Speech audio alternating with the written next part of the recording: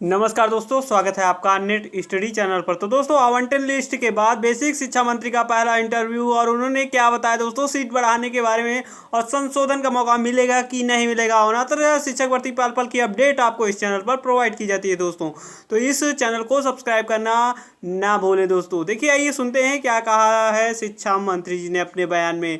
दोस्तों, यह एक एक्सक्लूसिव रिपोर्ट है R9 न्यूज़ के दौरान यहाँ पर सानिध्य से हमें मिली है, तो इस न्यूज के बारे में पूरा श्रेय R9 न्यूज को जाता है दोस्तों। 69,000 शिक्षक भर्ती पर सतीश द्विवेदी ने जिला आवंटन सूची के बाद बेसिक शिक्षा मंत्री का पहला इंटरव्यू, एक्सक्लूसिव इंटरव्यू है R9 टीवी पर। बेसिक शिक्षा मंत्री सतीश द्विवेदी ने बयान दिया है, नहीं मिलेगा फॉर्म में संशोधन का मौका, नहीं बढ़ाई जाएंगी सीटें, ये कहना है सतीश द्विवेदी का।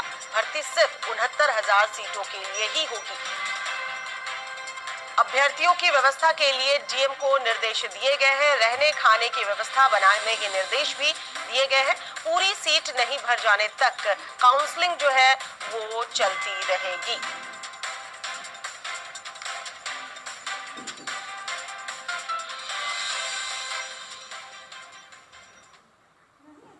उनहत्तर हजार सहायक शिक्षक भर्ती प्रक्रिया अब अंतिम चरण में है और उसकी जिला आवंटन सूची आ चुकी है। और इस वक्त हमारे साथ मौजूद हैं उत्तर प्रदेश सरकार के बेसिक शिक्षा मंत्री सतीश जी। सतीश जी, सूची आ चुकी है और अब आगे की प्रक्रिया किस तरह से की जाएगी, क्योंकि 3 तारीख से काउंसलिंग होने का निर्णय लिया गया था।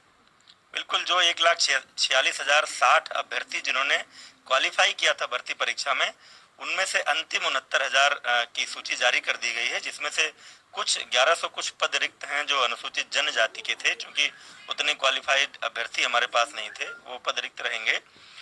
शेष पदों की सूची जारी कर दी गई है।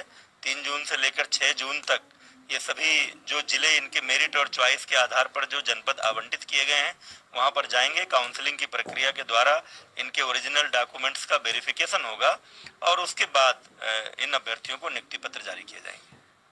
बात की जा रही थी कि जो सीटें हैं अगर उसमें बच जाती हैं तो क्या दोबारा काउंसलिंग बुलाई जाएगी, कि 69,000 में जो अभी कैंडिडेट लिए गए हैं अगर वो नहीं फिल होती है तो क्या फिर से काउंसलिंग होगी? नहीं, ये तो काउंसलिंग की प्रक्रिया तब तक चलेगी जब तक के ये 69,000 भर्ती के सारे पद भर नहीं जाएंगे। तो खाली, चूंकि हमारे पास जितने निर्धारित पद हैं उससे ज्यादा संख्या में अभ्यर्थी क्वालिफाई किए हैं, तो पद रिक्त रह जाने का कोई सवाल नहीं है। पद वही रिक्त रहेंगे जो अनुसूचित जनजाति की कैटेगरी के हैं, क्योंकि उसमें अभ्यर्थी उतनी संख्या में क्वालिफाई ही नहीं किए हैं। उन 1100 कुछ पदों को छोड़कर से सभी पद भरे जाएंगे। अभ्यर्थी सीटें बढ़ाने की भी मांग कर रहे थे लगातार कि सीटें बढ़ा दी जाए कुछ। नहीं, वे 69,000 पदों के लिए आवेदन हुआ था, इसलिए सीटें बढ़ाए जाने का कोई प्रस्ताव नहीं है। ये जितने निर्धारित पद थे उन्हीं पदों के सापेक्ष भर्ती की जाएगी। अभ्यर्थी अभी भी संशोधन की मांग कर रहे हैं, लगातार प्रदर्शन कर रहे हैं। अब देखिए, भर्ती प्रक्रिया अब अंतिम चरण में है और इस स्टेज में आकर के किसी के आवेदन पत्र में संशोधन का अवसर देना ये संभव नहीं है।